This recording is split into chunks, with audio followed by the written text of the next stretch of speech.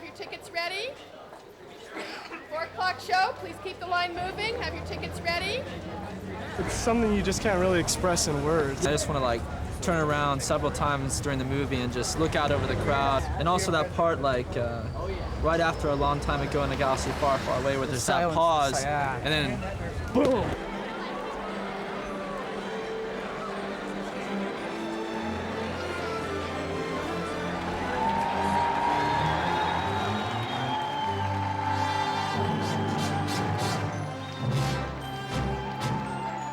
I remember Star Wars came out when I was in elementary school, and one of the key things that I remember my friends talking about was,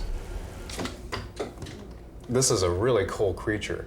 The point that would always be brought up would be that, wouldn't it be great if we actually saw that move? So when I first heard that we were restoring and adding effects to the Tatooine Dune sequence, and one of the things that we were going to be doing was making one of these Dewbacks move, it was kind of like, okay, sure. Yeah, that would be great. In the original movie, in order to get Dewbacks and things into the movie, we built a large rubber mannequin, really, that we were able to move around from set to set. He had a big stick in his head that somebody could sit alongside and move the head back and forth, and that was about as much movement as I could get out of it. You know, it was a very crude thing. I tried, again, to get as many different kinds of spaceships, robots, vehicles, animals as I could possibly fit into the movie. And I was always very frustrated about the fact that I couldn't get the Dewbacks to actually move or do anything. They were just basically big rubber statues. On a typical film, when ILM's working on shots, we may have anywhere from 50 to sometimes 1,200 shots in a film. It helps not to just give them numbers, because it's a little hard to keep track that you're working on shot 437. How is that different from shot 512? So instead, usually they're broken down by sequences. So in Star Wars, we took the Tatooine Dune sequence, and the first 3 shots that came in were TD1 for Tatooine Dune, TD1, TD2, and TD3. TD3 was actually an existing shot, and what that was a puppet of a Dewback on the berm, up on the hill, on the horizon. And George was never happy with that. He wanted the Dewbacks to be more articulate. If you look at the shot as it existed in the original Star Wars, it's kind of buffered by 2 transition points. I think what happens is you have a clockwise wipe that goes from a sandcrawler shot into the Tatooine Dunes shot. Someone was in the pod. The tracks go off in this direction. Look, sir, droids. And then you have an iris out shot back to another miniature photography shot. So right away, we realized that we weren't dealing necessarily with live action. What we were dealing with was an element that was at one time or another brought down to an optical house, recomped to add the transition. So what was in the movie was not the original footage. When I started the picture, this shot was missing. TD3 was missing. Here we are in the Lucasfilm archives, which houses all the material shot for every Lucasfilm production, beginning with THX 1138. This is where the search for the trooper in the desert sequence began, starting with the Star Wars work print material, which Tom Christopher, the editor, had already removed into his cutting room. There he was able to identify which elements he thought would be useful in remaking the effect, and it was my job after that to start a search for the negative. I started out as an editor, so to me, you know, saving the film is what the whole process is about. And so I've saved all my films, I've saved all the negative, I've saved everything. Partly because I'm a pack rat, and partly because as an editor, I just don't want to throw those things out, because I never know when I might want to go back into it again. To look for the negative, I had to come here to our cold storage vault, which houses all the negative for Willow, indie movies, Empire, and finally we get to the Star Wars area, which is where I had to go digging for the trooper in the desert negative. So what happened is we went through all these boxes. We were not able to find the one that was actually used to make the effect. So as Tim Fox and company was looking for the select negative at the ranch, we continued to possibly find ways to use the outtakes. Here's the outtakes I think they were around approximately 6 shots. But for one reason or another, it became apparent that it wasn't as good as a select take. There are certain things that I'm sure Mr. Lucas didn't necessarily want the audience to see. For example, this guy turns his head and you can see through the mask. Several people wanted to actually go and try to shoot this shot over. That was a real theory. Just before it was scanned, we found the O-neg, the original neg that went into the shot. All this material was discovered at ILM, and this had been sitting unbeknownst to anybody on top of their cold storage vault. And it was just by luck somebody found it, and inside, sure enough, was the select slate. Tom Christopher's group up there was able to locate all the original negative because George had fortunately kept all the pieces. And so we had to additionally rewash every piece of negative that way too, so we could recomp these. So that immediately took all the dirt problems that were built into the opticals out. All the splices were backed up with tape, and it was put through a processing machine again to loosen the emulsion and get as much of the embedded dirt and material that had been in there for 20 years off the negative, so it would look a lot cleaner. Fortunately, because of the way the negative was cut, we were able to dissect the film. We double scrubbed and double rewashed these negatives. I know when people heard that we were doing this, they really sucked in their breath, you might say, because this is a classic you don't want anything to happen to. We cleaned that up, and immediately we got anywhere from a 65 to a 95% improvement. It gave us a groundwork to start from that was clean and as good as we could get it. We were asked to take that shot as a plate and remove the rubber puppets so that we could put computer graphics generated puppets in. So in order to do that, what we had to do was scan that, turn it into a digital file, establish what the geometry probably was, what the size of a person was, what lens they probably used, so we could build the 3D space. Design work is, of course, a critical part of the process, and one of the things that was really important with the Dewbacks was getting some really good drawings, which we had Terrell Whitlatch, one of our art directors, do. And her work really helped us hone in on the Dewback that we wanted to build. I had a really, really small still from a Star Wars book of the head of a Dewback, and I thought about, well, what is a Dewback like? You know, I started thinking about their personality, you know, obviously how large they are, how heavy are they. That was pretty important, the sheer bulk of the creature. And how fast could it move? Then I thought, well, do they have, how many babies does it have? You know, how long do they live? You know, all kinds of thoughts like that. And I figured that it may have some characteristics like a camel, like a dromedary. And so I added some features like these calluses on the chest and on the elbows. I emphasized the hump up here on its neck a little bit because perhaps it stores its fat because it has to go long periods of time without eating. It just has a thick rhinoceros-like skin, and the feet have spongy pads like a camel's feet. I wanted to give a kind of random, real-world feel to everything. So I wanted to do some things that weren't predictable, like having stormtroopers ride on Dewbacks. If you were to think about it very long, you would think, well, they'd be riding, you know, mechanized machines and things like that. But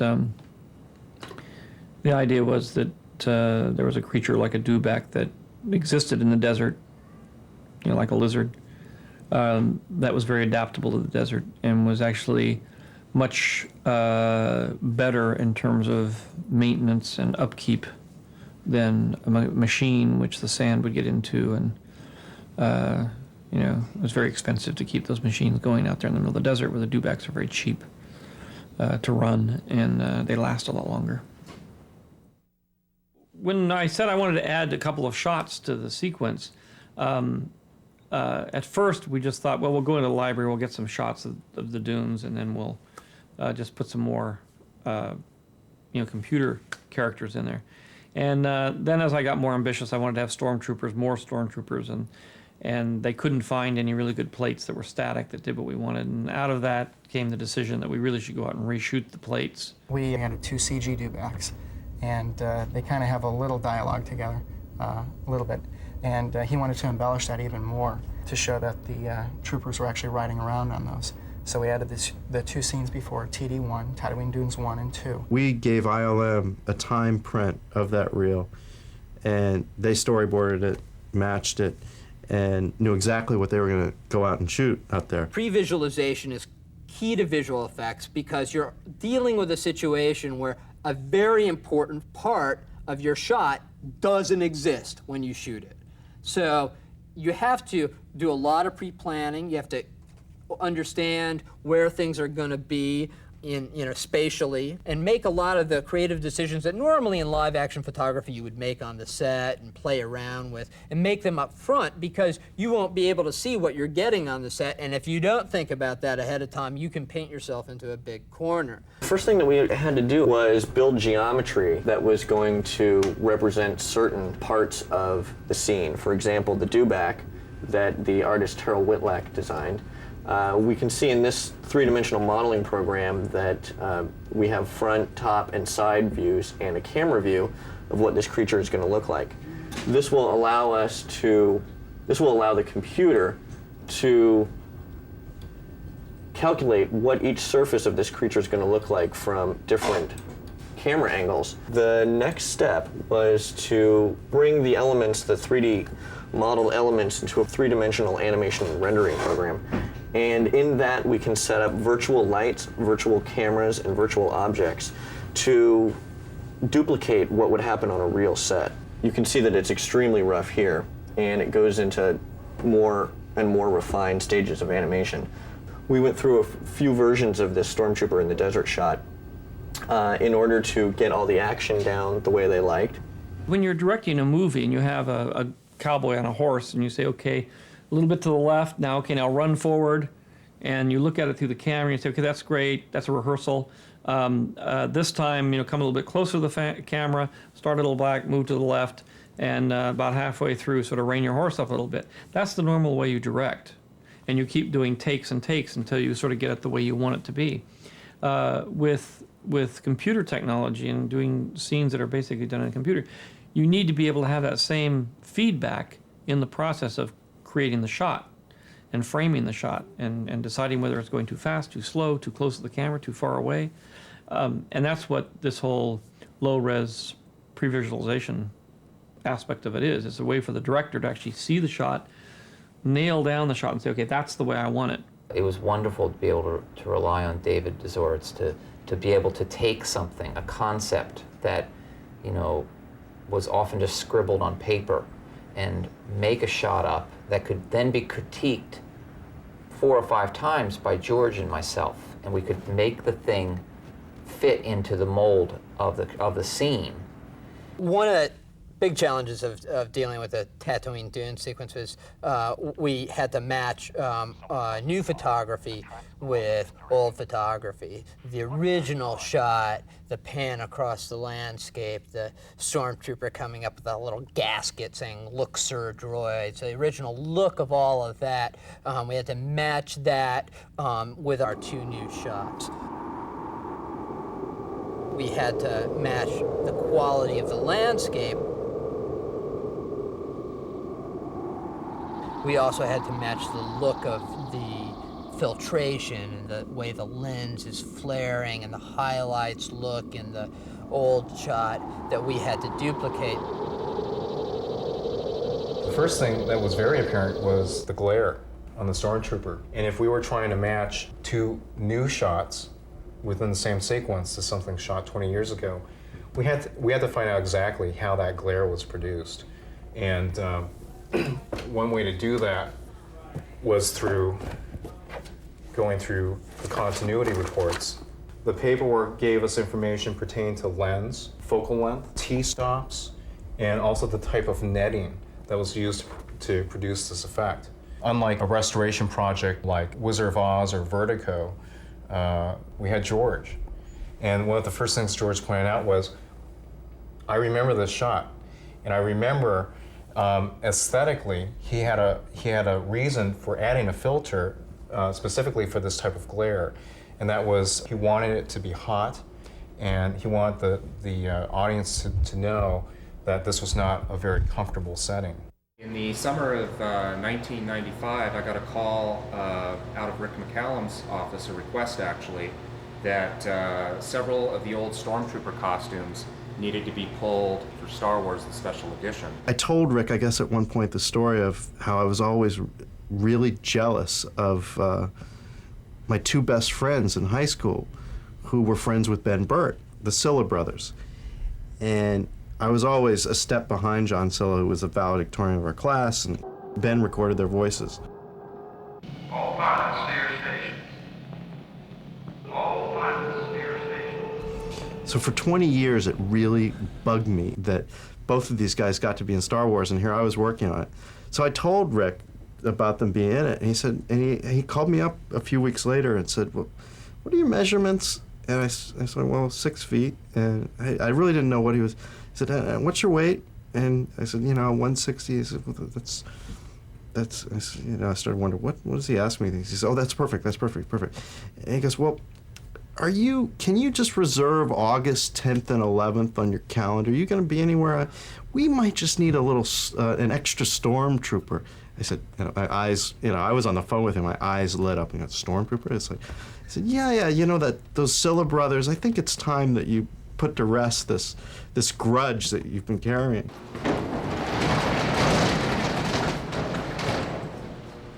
This is where we keep all of the props, costumes, matte paintings, models, miniatures, creatures, puppets, and so forth for all the Lucasfilm productions throughout the years. And when the time came for me to find the Stormtrooper costumes, they were actually in a big trunk like this.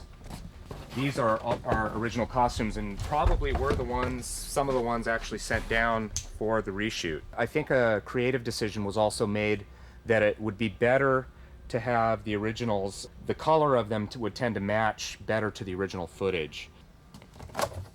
This is a shoulder piece that the Stormtroopers had to wear, and then these backpacks also had to be made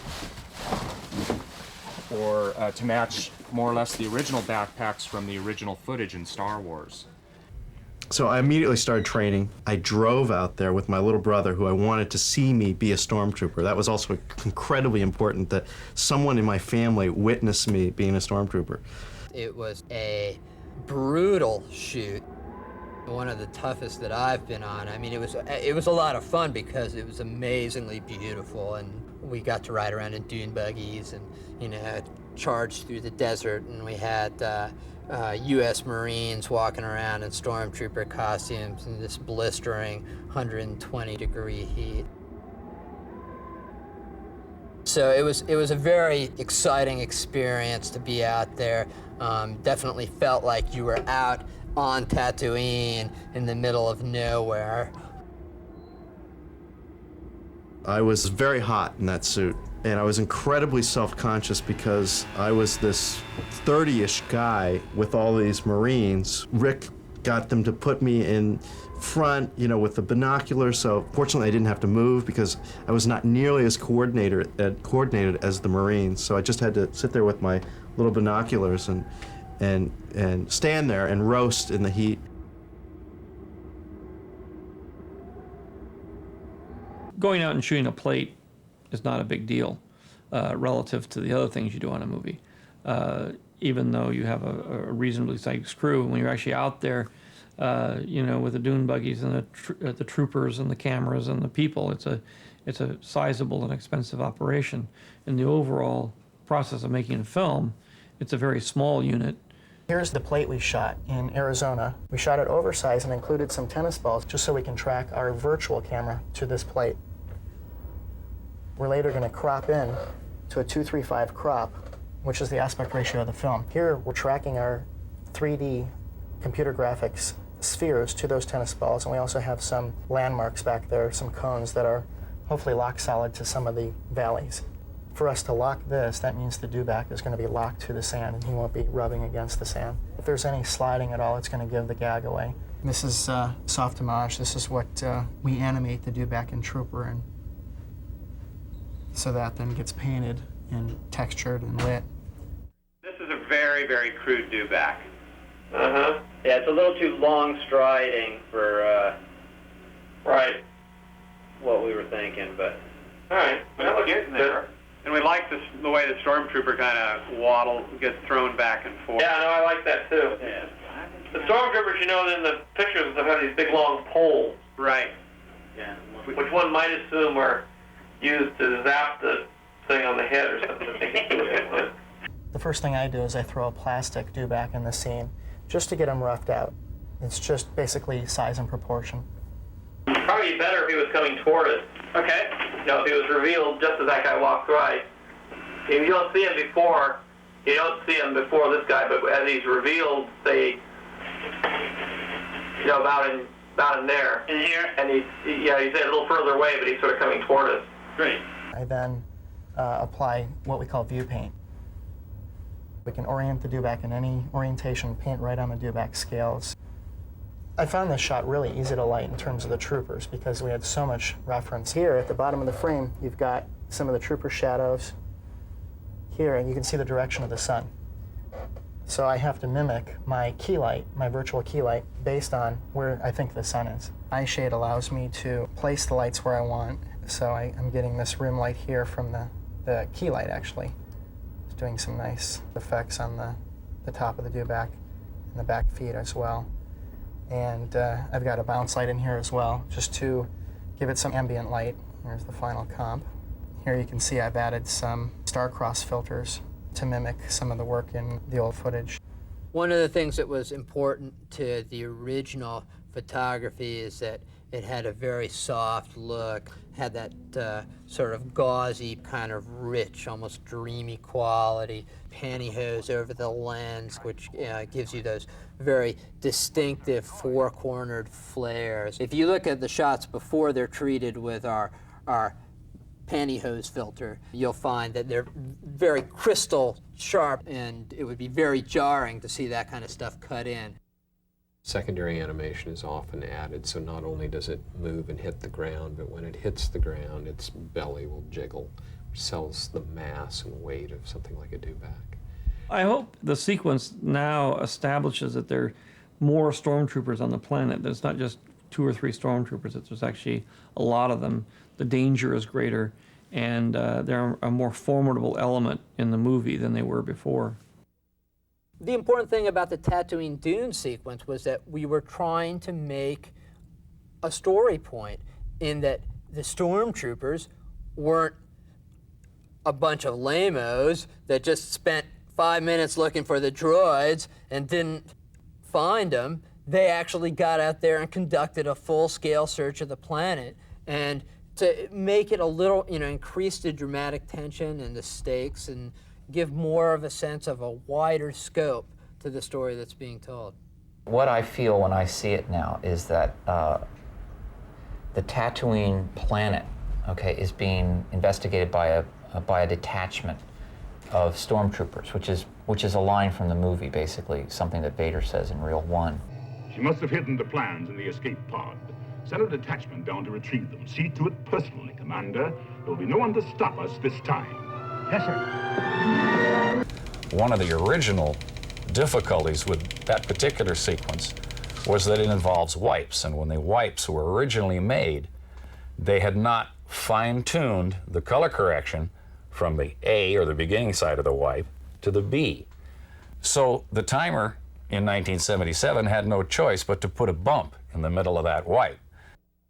When the negative cutter has finished assembling all the scenes as they need to be in the final process, we then make sure that all the correct light points and everything have been inserted for both the old material and the new material that we get from both Pacific Title and ILM.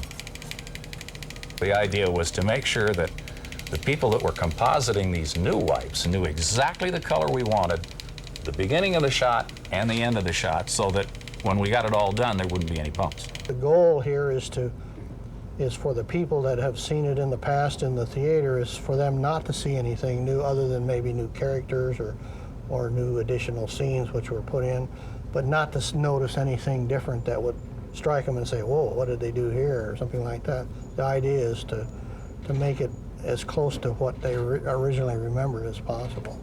What I hope it is something that's timeless, that it's just a beautiful print, film print of a great movie. But we decided that we would restore the films, and I realized that I had an opportunity to fix a lot of the problems that I'd had when I first finished the film. I looked at the film and began to pull all the old thorns out of my side, one of which was the Dewbacks and the fact that the Dewbacks couldn't walk. And I always wanted them to have movement and walk around and be part of the population of the film.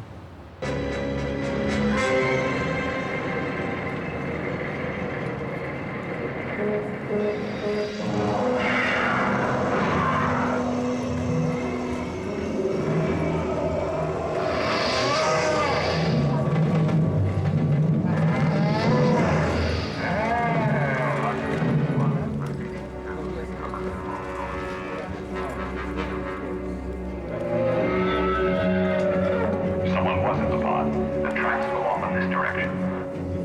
Look, sir, Troy.